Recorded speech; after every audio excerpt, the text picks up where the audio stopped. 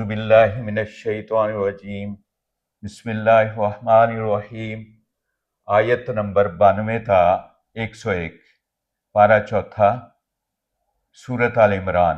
ارشاد باری تعالیٰ ہے، لن تنالوا البر حتی تنفقوا مما تحبون، ہرگز تم نیکی حاصل نہیں کر سکو گے جب تک تم وہ چیز راہ خدا میں نہیں خرچ کرو گے جو تمہیں سب سے زیادہ محبوب ہو۔ وما تنفقوا من شیء فإن اللہ بہ علیم، جو کچھ بھی تم راہ خدا میں خرچ کرو گے اللہ تعالیٰ اس کو جاننے والا ہے۔ کل الطعام کان حلا لبنی اسرائیل، سب کھانے کی چیزیں بنی اسرائیل کے لیے حلال تھی، الا ما حرم اسرائیل علی نفسی من قبل ان تنزل التوراۃ۔ حضرت یعقوب علیہ السلام نے اس وقت تورات نازل نہیں ہوئی تھی، اس وقت آپ کو ایک عارضہ پیش آیا، ایک آپ مرض میں مبتلا ہو گئے، عرق النساء کی مرض میں مبتلا ہو گئے، جس سے نچلا دھڑ پیرالائز ہو جاتا ہے۔ اللہ سے دعا کی، یا اللہ میں وہ محبوب چیز، مرغوب چیز چھوڑ دوں گا تجھے راضی کرنے کے لیے اگر تو مجھے شفا دے دے گا۔ اللہ تعالیٰ نے ان کی دعا قبول فرمائی، شفا مل گئی۔ تو محبوب چیز اونٹنی کا دودھ تھا، محبوب مرغوب چیز اونٹ کا گوشت تھا، آپ نے اپنے اوپر حرام کر دیا، اور ان کی شریعت میں حلال چیز کو حرام کرنے کی اللہ کی طرف سے اجازت تھی۔ ہمارے پیارے نبی کی شریعت میں قیامت تک حلال چیز کو حرام کرنے کی اجازت نہیں، نہ ہی حرام چیزوں کو حلال کرنے کی اجازت ہے۔ اگر کوئی انسان حلال چیز کو اپنے اوپر حرام کر لیتا ہے تو اس پر لازمی ہے کہ وہ قسم توڑ دے اور کفارہ دے دے، اللہ تعالیٰ اس کا گناہ معاف کر دے گا۔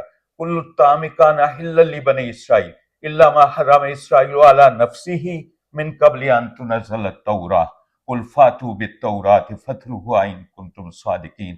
اے اہل کتاب، اگر اللہ تعالیٰ کا حکم نہیں مانتے ہو، اللہ تعالیٰ کا یہ اعلان نہیں مانتے ہو، تو پھر لے آؤ کتاب، تورات تمہارے پاس موجود ہے، اس میں دودھ کا دودھ ہو جائے گا، پانی کا پانی ہو جائے گا، تمہیں پتہ چل جائے گا کہ اللہ تعالیٰ نے حضرت ابراہیم سے لے کر محمد رسول اللہ تک، اور محمد رسول اللہ صلی اللہ علیہ وسلم سے لے کر قیامت تک سب کھانے کی چیزیں انسانوں کے لیے حلال کی ہیں۔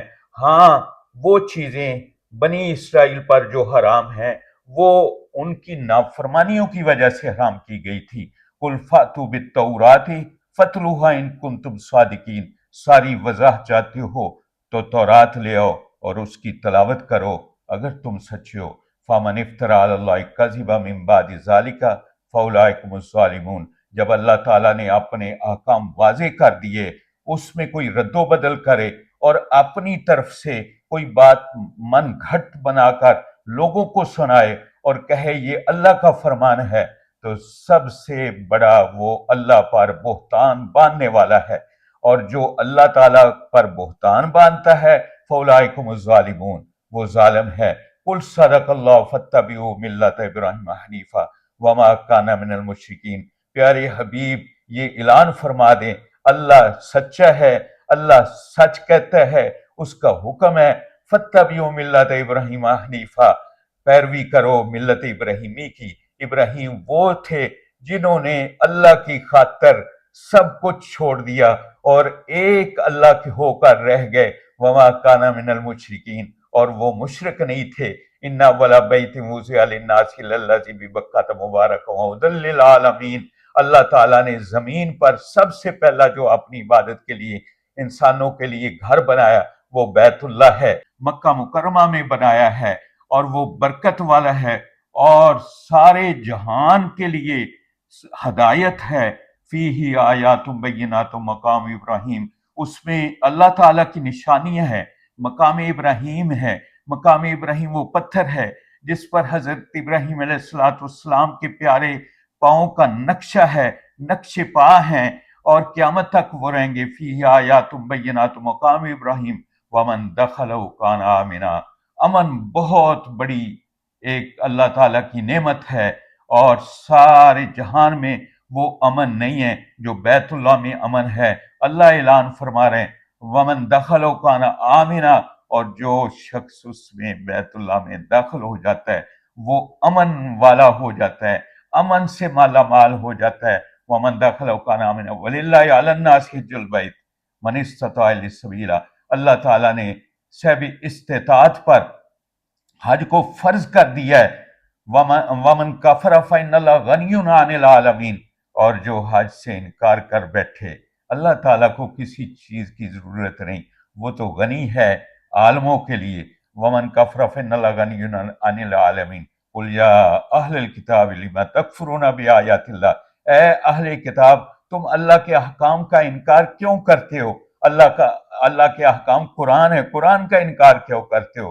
پاک نبی اس کا آخری نبی ہے، اس کے بعد کوئی نبی نہیں آنا، ان کی تعلیمات کا اور ان کی ذات پاک کا کیوں انکار کرتے ہو؟ قل یا اہل الکتاب لم تکفرون بآیات اللہ واللہ شہید علی ما تعملون، اللہ تعالیٰ دیکھ رہا ہے، اللہ تعالیٰ گواہ ہے جو کچھ تم کر رہے ہو۔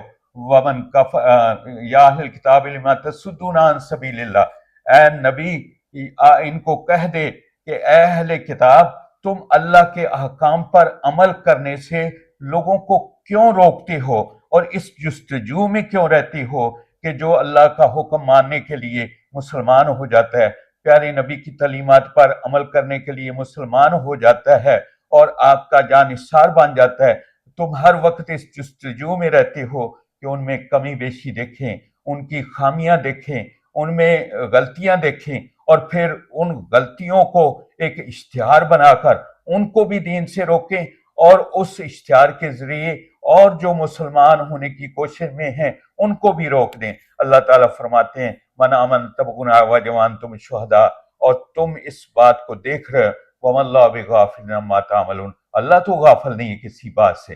یا ایھا الذین آمنوا ان تطیعوا فریقا من الذین اوتوا الکتاب یردوکم بعد ایمانکم کافرین، اے ایمان والو اگر تم اہل کتاب کی پیروی کرو گے تو یاد رکھنا اہل کتاب میں ایک گروہ ایسا ہے کہ جو تمہیں مرتد بنانا چاہتا ہے۔ وَكَيْفَ تَكْفُرُونَ وَأَنْتُمْ تُتْلَىٰ، اور بھلا یہ کیسے ممکن ہو سکتا ہے کہ تم نبی کے کلمہ پڑھنے والے ہو، نبی کی امتی ہو، نبی کے جانثار ہو، اور وہ شان والا نبی محمد رسول اللہ صلی اللہ علیہ وسلم تم میں اللہ کے احکام پڑھ پڑھ کر سناتا ہے اور تمہارے اندر موجود ہے، اور قیامت تک اس کے تعلیمات تمہارے اندر موجود رہیں گی، پھر اس ذات پاک کو چھوڑ کر، ان کی تعلیمات کو چھوڑ کر بھلا تم ادھر ادھر کیسے بھٹک سکتے ہو؟